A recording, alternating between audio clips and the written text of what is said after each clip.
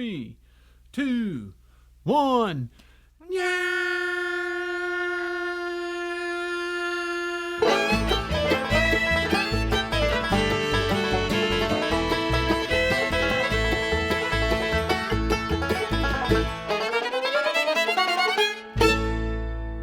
You're listening to episode 36 of the JP Pod. I'm JP. I'm Fiddle and Leona. How is everyone doing out there today? Frozen? Frozen? Hopefully so, unless you're down in the southern hemisphere. Should be frozen, well frozen today. We've had a different day planned for today, but I couldn't get off my heel. Yes, snow is stopped. Mm-hmm. Stopped Ice. snowing, but the ice. Ice. It's ice. Ice. But the ice is deep. It's not really deep. It's just like really thin, but it's really slick. So we kind of had to give up on getting our car worked on today. Yes, it's aggravating. It is. We've it's one of those deals we haven't been able to pinpoint the exact problem yet, but I think we're narrowing in on it. Yeah, I guess. Tires rotated, tires balanced, all brand new front axles. Problem still persists, so we're down to wheel bearings now. So hopefully in a day or two we can reschedule and get our car fixed. I don't understand these minds thing, like you want to talk about, like, what do you think? What's the problem? And then like, yeah, it ain't that or something, and it just carries on forever. Yeah, and eventually you never get it fixed because it's like, yeah, it's probably not that, it's probably this, and then you fix that and you're like, well, it's still there. Mm-hmm. So we'll continue on with that journey as soon as it thaws out long enough for us to... yeah, but then the snow's coming again, I think. Yeah, so on and off we'll the next few days. So we'll get it fixed sometime, hopefully by spring. But anyway, so today's episode, we wanted to focus on episode number 4. Number 4. As you can see what we're wearing. We're kind of froze to death right now. Yes. We're down here in this basement that's not warmed up yet. And... But this is episode 4 from the Netflix original series Swap Shop. Mm-hmm. And the name of the episode is... Fiddling Around. So you kind of got a name, I guess, credit on that for that episode or whatnot. But on that episode, we go to Bill Wright's closed down service station. Yes. It's an old, like, 1950s... bebop. It does have kind of a bebop feel to it, yeah, I doesn't guess it? so. But it's he just mainly stores stuff there now. Mm-hmm. But it was out on the other end of Knoxville, the western side of Knoxville. It was a little bit out of our way, and that was actually, if I'm not mistaken, that was the first day of filming, right? Yes, it was. Okay. All I remember is just how hot it was. Yes.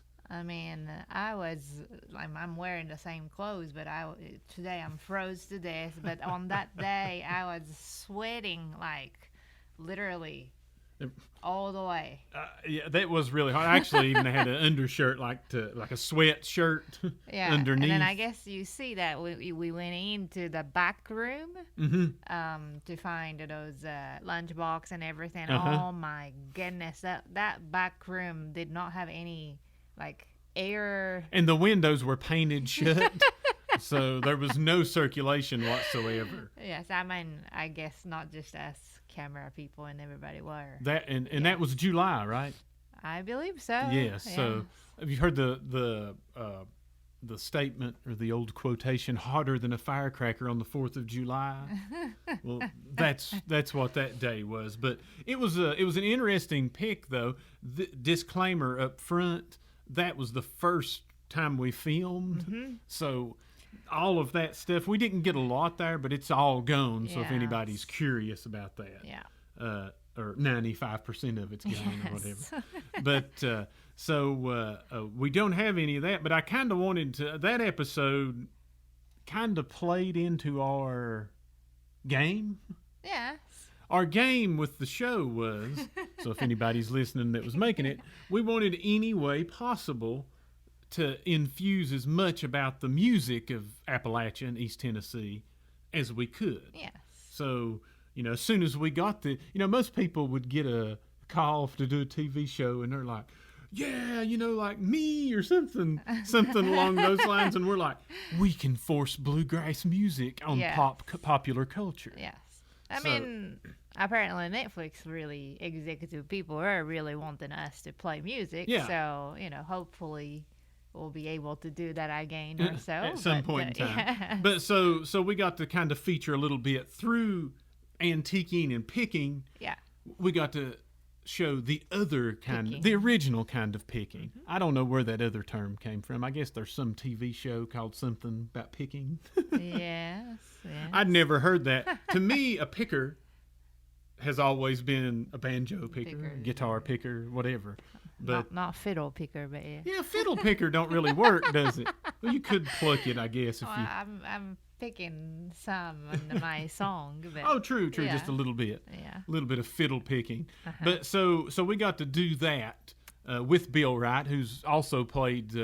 Once we got there, I realized he played guitar and sang. So and he's a songwriter also. And songwriter, yes. Actually, the tune we're playing on the show is a clip of. It's one of his tunes. Yeah.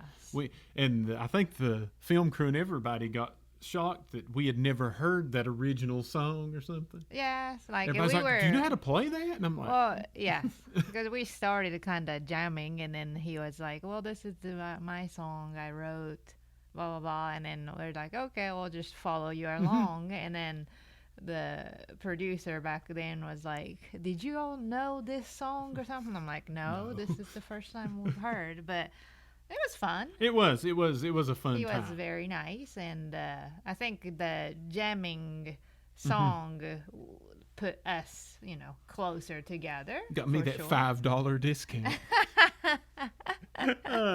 So let's talk about it. I mean, a $5 discount. You talked about that.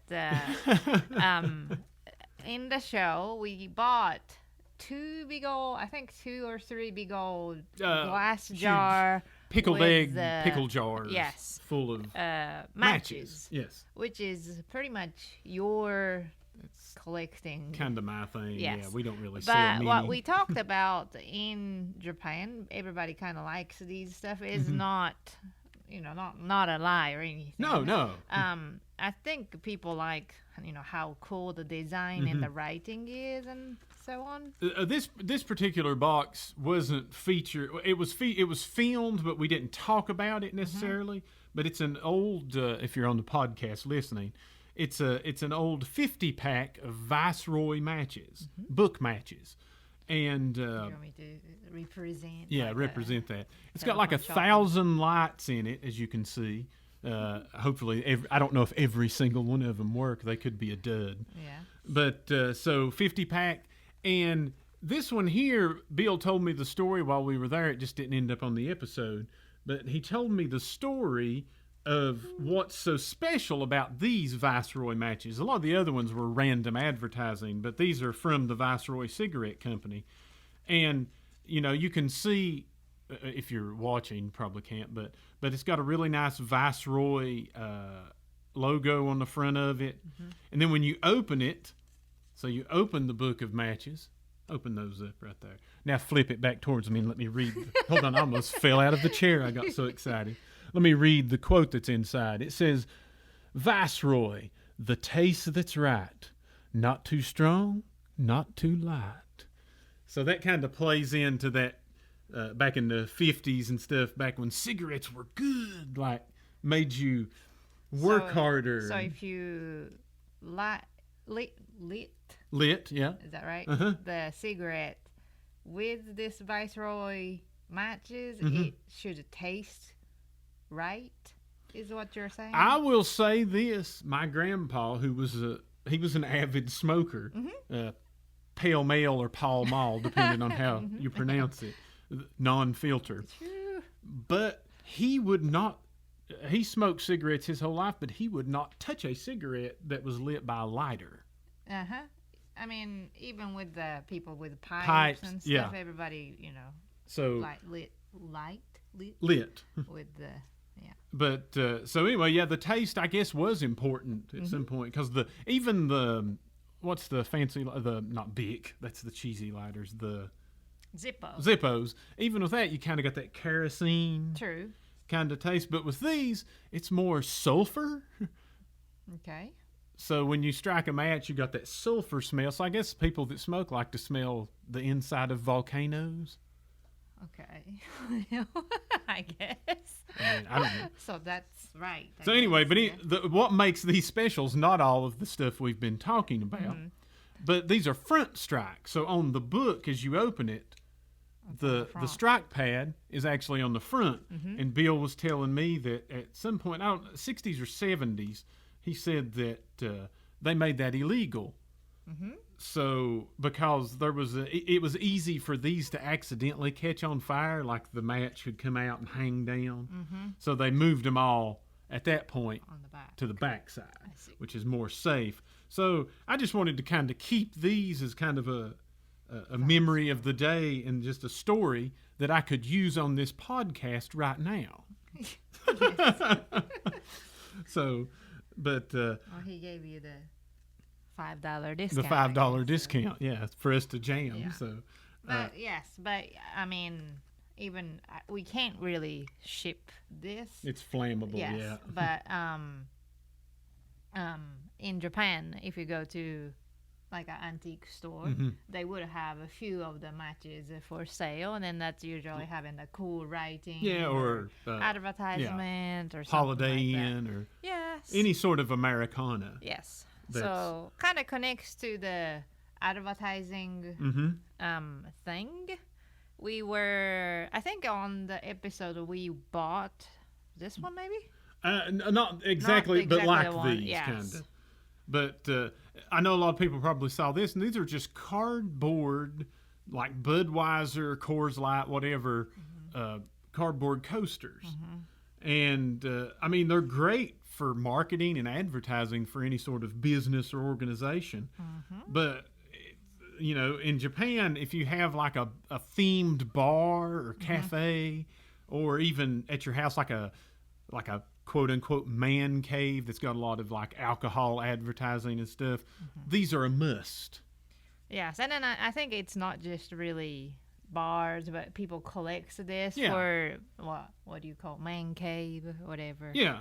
You know, just kind of variety of Different things. kinds, or maybe you're just a Budweiser person, or maybe you like other styles of American I beer. like this. I've got one that's kind of flipped. This is a little bit older. This is actually Kirin beer from Japan, but for here in the United States. And what's cool about this one, it's got a sumo wrestler on it, and then it's got a sweepstakes. So on the back side of it, this is back in the days when you could mail things and like people brought them to your house and stuff on time. And more than once a week, or at 7 o'clock at night. But anyway, this is on the back. You could fill out the card with your name and address and phone number, and you could win a trip, an all expense paid trip for 2 people to go to Tokyo, and go to the Grand Sumo match the final day, and then afterwards you get to eat with a sumo wrestler. That'd be awesome. Other than the fact, will there be any food left? Well, true, but wouldn't you want to do that with who's your favorite? Chiyomaru. Chiyomaru. Yeah, Yes. I doubt there'd be much food left. But anyway, so that's just kind of an example of those coasters. We do have some. I just don't have.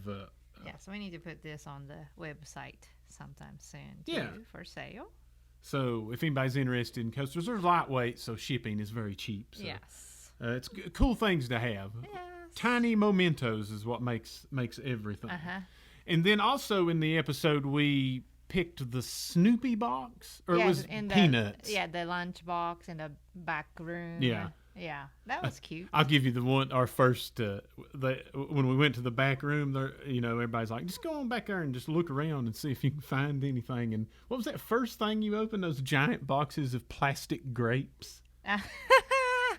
So I was thinking, like I say, this was first day of filming, so I was thinking, I've got to react to everything that we look at or something, because there wasn't very much instruction whatsoever.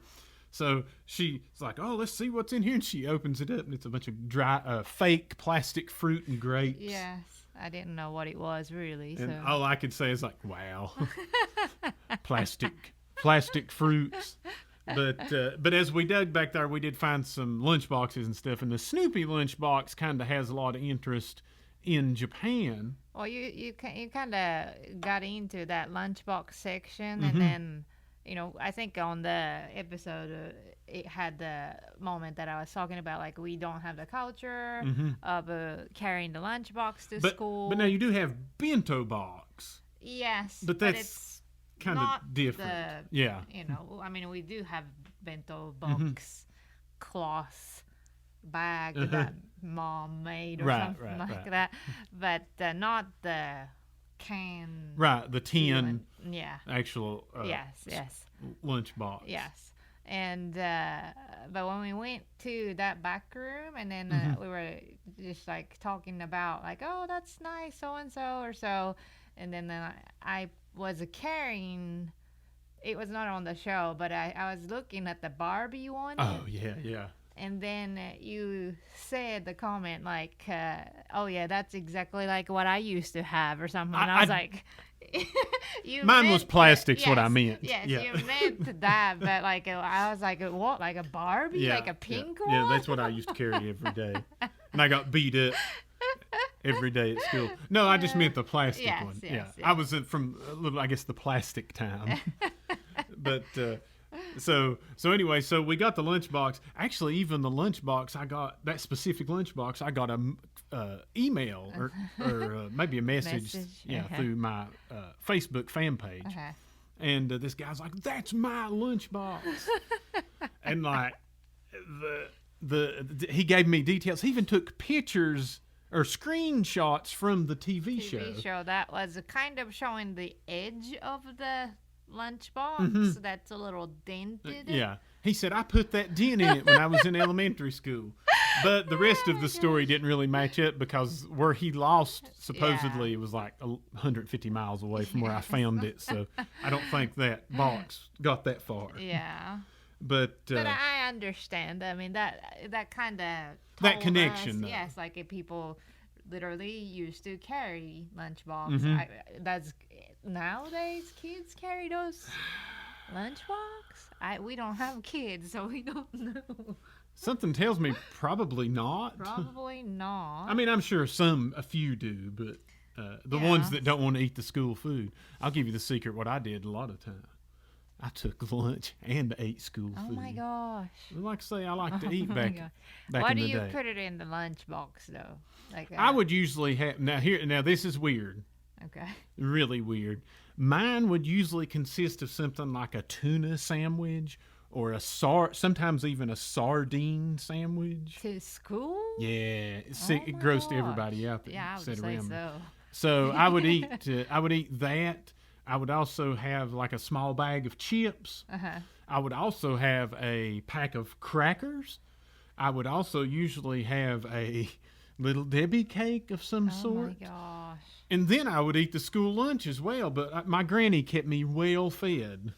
So I used the lunchbox as my snack to get me to lunch.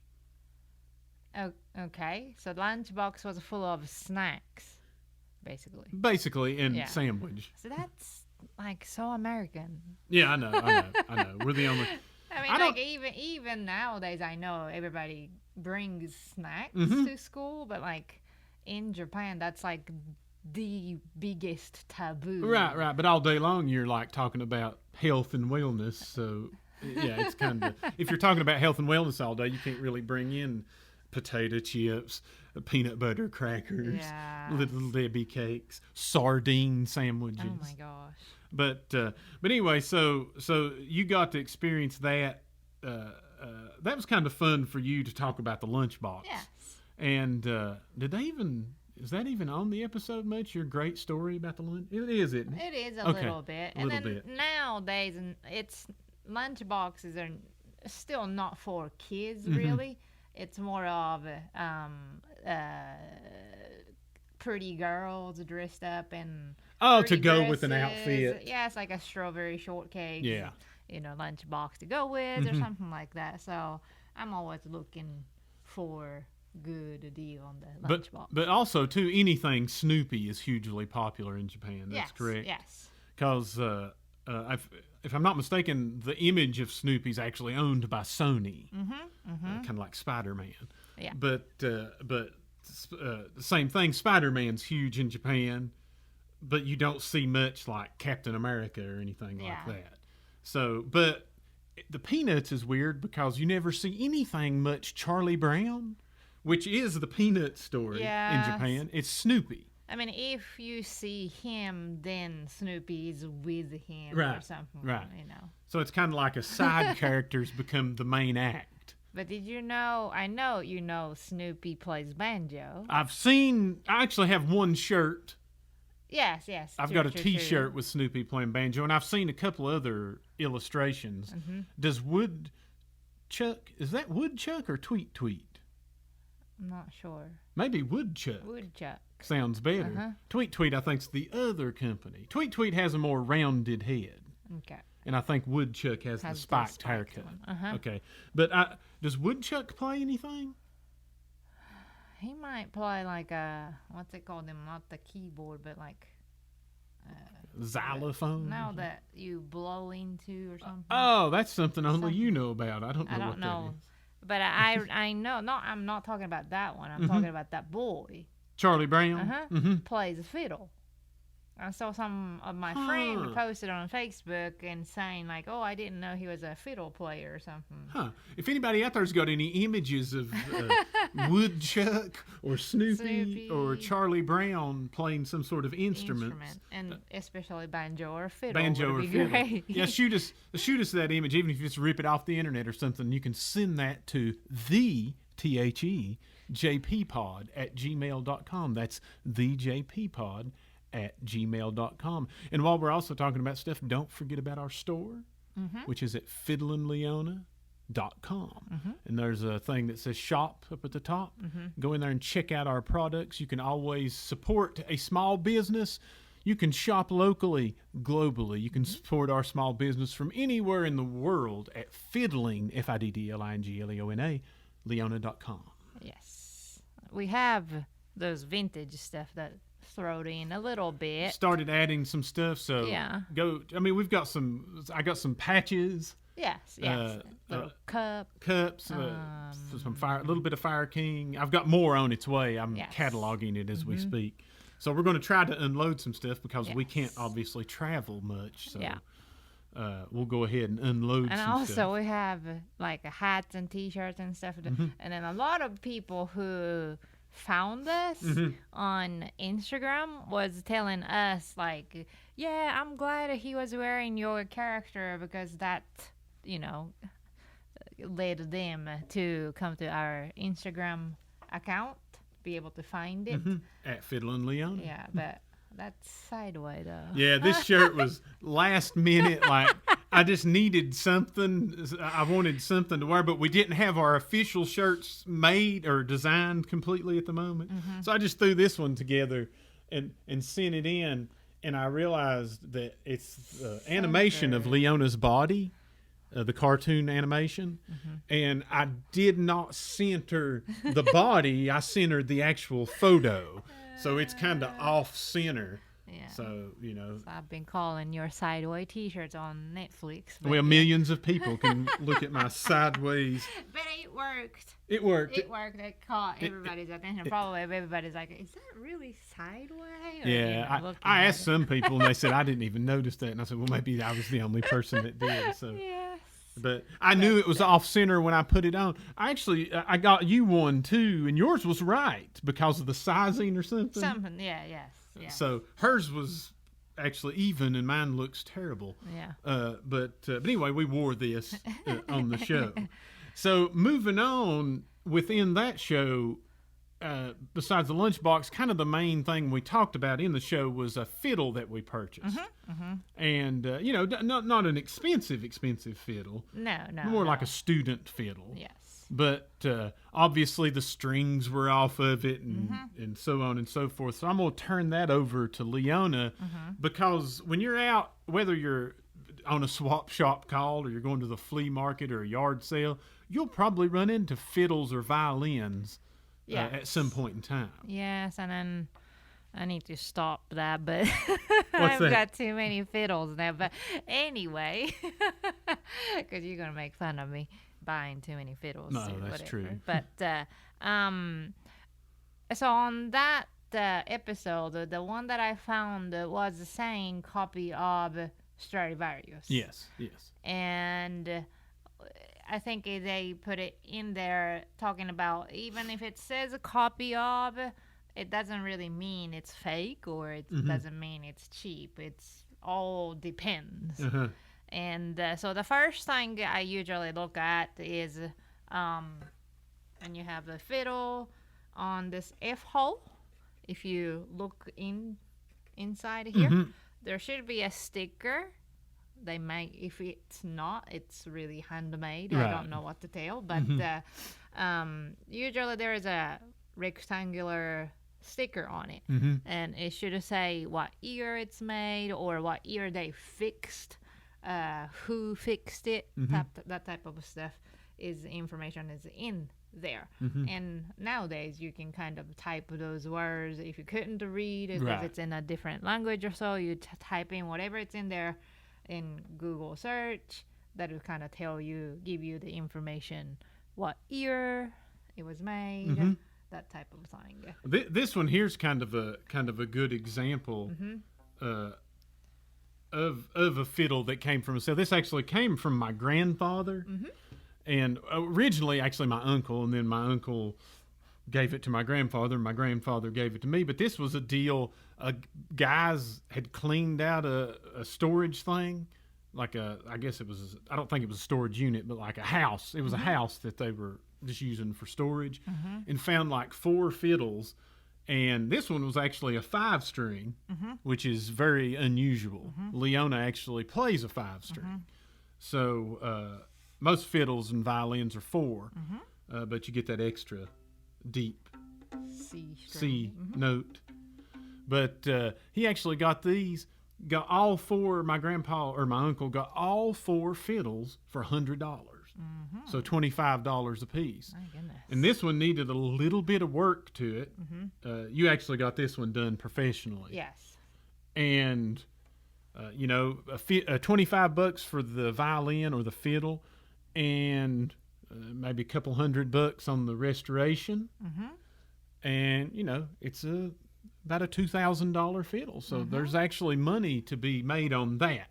Yes. You just have to be careful, because if it's a really cheap fiddle, it may not be worth trying to fix. If it's really, really broken pieces, which this was in a rough shape. Yeah. If you remembered or not on here, yes, you kind of be able to see the kind of crack looking dark spot here.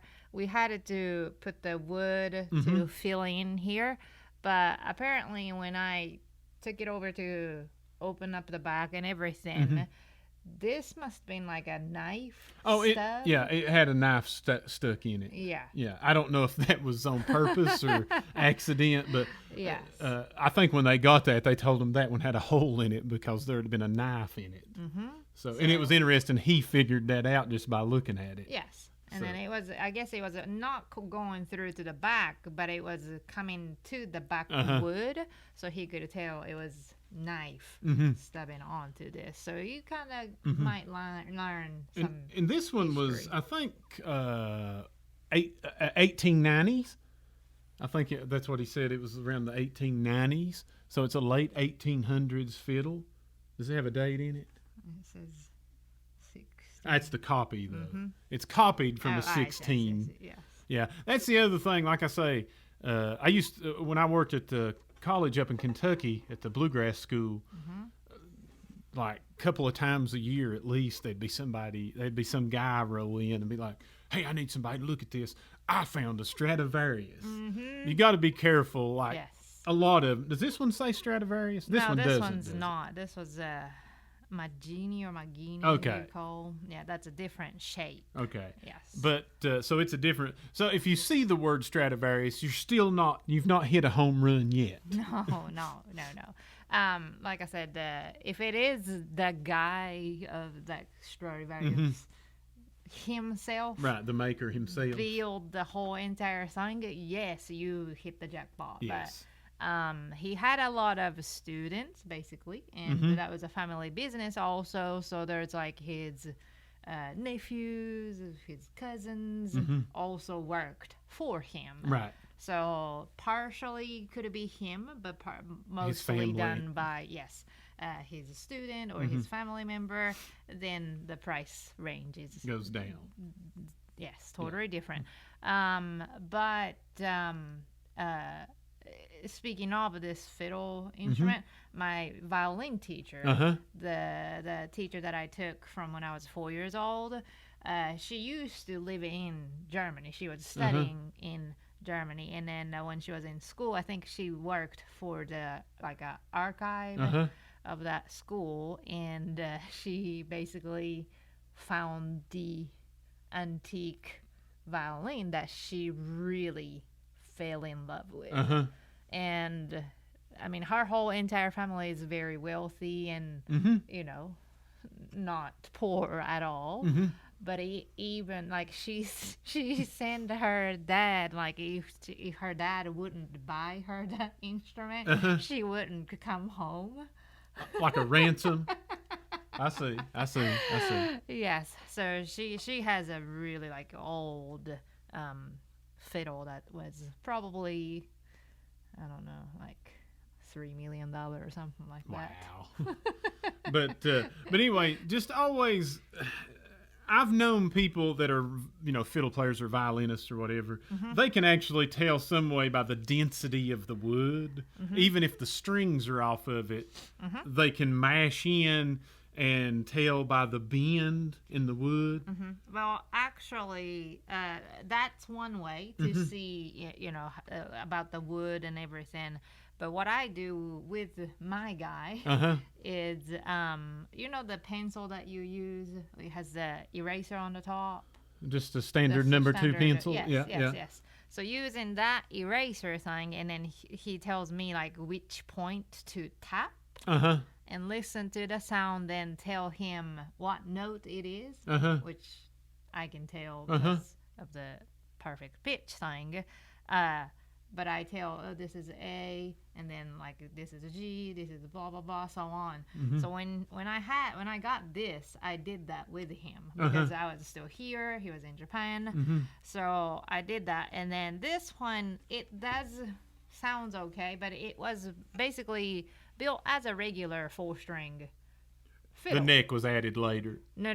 The 4-string fiddle, and they put thing into 5th, like a 5-string fiddle. So whole body is made for regular scale. So whenever I play the higher end, it rings okay, but it's a little in the middle is a little muddy. And he could have just tell that from just tapping those few points by the pencil just by eraser. The wood, what the wood is tuned to. Yes. But yeah, just like I say, if you find a violin for $20 somewhere, go ahead and get it. You know what I'm saying? Yes. If nothing, it would be a decent student violin. Yes. But like the one from Bill Wright's, the strings were gone. The bridge, which holds the strings, was off of it, or not? Was it off of it completely? Bridge? Yeah, or was it held up with a string? Bridge was on there, I think. Bridge was on, okay, but it needed some work done to it. But yeah, just keep your eyes out when you're out picking, not music picking, but antique picking, fiddles or violins. Leona loves those. Do you come across banjo any? I have found the banjos like 4 or 5 times, but it's always something really cheap. Yes. Even like when you watch that TV show, that other one, on the History Channel, they'll find a banjo or something every now and then, Mm-hmm. but it's never. I always get so frustrated when instruments show up on like those other TV shows, and they're like, "This could be worth," and I know it's not because I can see what it is. This Yeah, could be that's- worth $100,000. Yeah, I guess banjo is a little bit like you have to go to the people who collected or played. Yes. As to fiddle can be in somebody's literally barn or Yes, garage yeah. just laying around. And with banjos, the ones that you want to keep your eye out for is anything pre-World War II. So for 40 and below, especially in the 30s mostly, any sort of Gibson banjo. If you see a Gibson banjo that looks that it could be that age, it could be some serious money because there's only a few hundred known in existence on the planet. Does Gibson makes banjo anymore? No, they do not. So does that mean the one that's already been out is going to be certain prices later? Yeah, even the newer old ones, when I say, something 15 years old. Will be something in the future? Yes. Okay. So, but if you see a Gibson, like say, banjo that says Gibson on it and it looks really old, you could have something, but there's also, too, a lot of counterfeits. Yes. A lot of counterfeits out there. So, yes. So sometimes if you see those, maybe instrument, you can send us the picture. yeah, if you and find ask something about real it. interesting, Yes. that's probably our experts, expert. our most expertise. Yes. And then the you okay? Yeah. Choked. Not just a fiddle. I don't know if it was on the episode or not, but usually this part and the bow part is a totally different thing. Yeah. So you can just only purchase this itself. You can purchase only the bow itself, so on. Bow. You can. You've been slowly learning how to rehair a bow. Rehair a bow. So And just a quick, interesting fact that most people don't know: it's horsehair. nobody knows. We just do because we play music. Oh, okay. No wonder whenever I some people do, but the thick hair on the bow is horse. Yes. So, I don't know. I've watched a YouTube video of how to get to the point of you can put it into the bow, Right. From the regular horse. Cut the hair off the tail. horse Yes, and then, yes. yeah. That's quite a bit of work. It is. In each strand, right? You have to deal with each. Well, it has to be. Basically, it's like a hair, so you have to clean a lot, making sure that's straight and blah, blah, blah. It's quite a lot of job. Yeah, So you might not want to take on that task. not unless that part, but if I have a bow hair, then I'll be able to put it in, which takes a while, but I need to practice a little bit more. All so. right. Well, moving on from the bow hair, basically, we kind of we jammed. And a lot of people may see that and be like, what do those guys do? Or they didn't just randomly play music together or something. That is the case a lot of times around here. There's a thick we were talking about this last night. They're always trying to push art, like drawing and stuff. But like in this region, but as far as DNA wise, you're missing out on the opportunity of focusing on music. Yes. And traditional American music. That's kind of traditionally over the years what a lot of people around here have played, whether it was ballad singing, basically storytelling to song, fiddle playing, banjo, guitar. This whole region, I mean, this is the birthplace of country music. Yes. And not Nashville. Here in the mountains is the birthplace of country and basically bluegrass music too. So we wanted to have a little bit of that kind of feeling, and we got it on that first pick. And we enjoyed playing with Bill. I'm trying to explain the jamming culture to people that have no idea. It's more like you're going to have a potluck party. People may bring some food in a normal jamming situation. Oh, okay. Food, drinks, barbecue, whatever, and then everybody brings their instruments. And within this music, bluegrass music or old-time music, we have certain songs that everybody kind of knows. So that's how a lot of times we can all just sit down and play together, even if we don't know each other. Songs may be similar, or it's a song we all, it's the same 100 songs that we all know. So that kind of makes it fun. It makes it an extreme folk music. Yes. It's always interesting because, I have a different, coming into this area to learn about this whole entire jam session culture, so on. And usually these mountain men who is into bluegrass music and stuff is very strict with, like, do you know the history of this song or this version of this song? Yeah.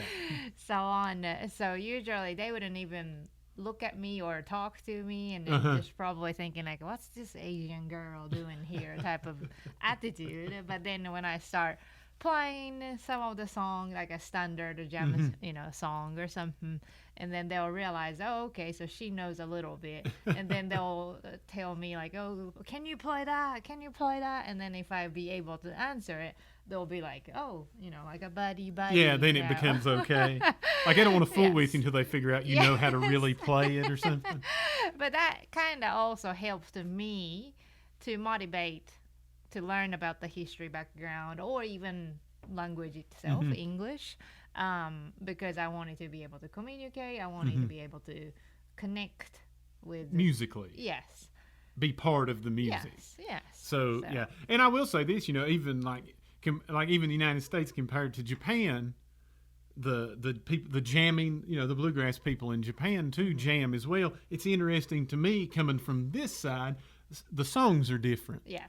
So the songs, when I first went to Japan, the songs that were just kind of common jamming songs, some were the same, but a lot of them were different than the ones that I knew. So it was good for me. I got to learn two different sets of jam songs. But yeah, it's just an interesting kind of, how do you say, just a down home kind of feeling. Yeah. When the jamming's going on, there's no arguing. True. There's no politics. True. There's no nothing. It's just music. And then when you get done, eat. So sounds like a great deal to sounds me. like that's the most important part. But the eating? Yes. Well, it's something to look, you're building to it. Yes, yeah. I get it. So you're basically playing music for your food. Okay. So, but anyway, we just we wanted to touch base a little bit on episode number 4. This is episode 36 of the JP part, but referring to episode number 4 on Netflix original series Swap Shop. We mentioned a little bit earlier that I mentioned it briefly. Don't forget how to support us. You can go to Fiddle and Leona, FIDDLINGLEONA.com, and check out the store. Do a little bit of shopping. Got a few vintage items. Got some our branded merch. Got better T-shirts than this one. They're even. It's not sideways. And it has a better design on it. Made in the USA. Yes. I've also got hats, stickers, CDs. You can also get Leona's music digitally, wherever you get your digital music. I will say one thing. Your latest album, like on Amazon and stuff, is under Fiddling Leona. Yes. But the one that has, we've had several people ask about the one that has Sweet Potato Chips, the song Sweet Potato Chips. It's actually, you have to search Leona. Yes. I'm sorry. Yeah. I didn't have the fiddling at that part moment. yet. So just search Leona or Fiddle, or you can actually, you can ask your Amazon device or something. Oh, hi. Fiddling, or just ask for Leona Sweet Potato Chips, and that'll take care of that. I was trying to think if there anything else business-wise we need to take care of at the moment. Just follow us on Instagram, Facebook, TikTok. Twitter, TikTok. That's about it. She's Fiddling Leona, and I'm at JP Mathis, MATHES. And our food truck site is johnpaulusa.jp. So if you want to follow that, we'll get that that aspect cranked back up when it warms up just a little bit. Yes. So what we wanted to do, kind of end the show today, we'll jam just a little bit. Sure. You want to jam something out? Sure. All right, let's get our instruments ready, and Okay. we'll play the end of the show out. 1, 2, 1, 2, 3.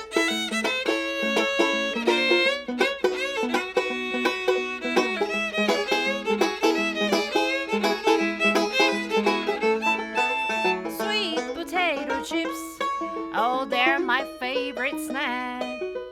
Eat them by the handful or eat them by the sack.